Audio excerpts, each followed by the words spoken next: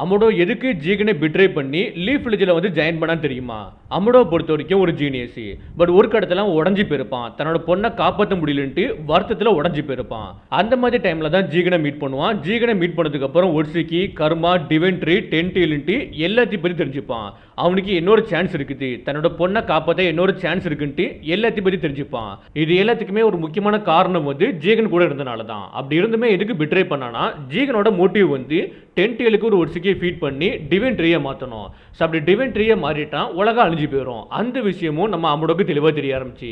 So அவனுக்கு ஒரு chance இருக்குது, தன்னோட பொண்ணை காப்பாற்ற சான்ஸ் இருக்குது காவைக்கோட கர்மம் மூலமாக. அப்படி காப்பாற்றினாலுமே தன்னோட பொண்ணை வந்து எங்கே வாழ வைப்பான்? இந்த உலகம் அழிஞ்சு போச்சுன்னா அதுக்கப்புறம் என் பொண்ணை எங்கே வாழ வைப்பான்ட்டு அவன் திங்க் பண்ண ஆரம்பித்தான்.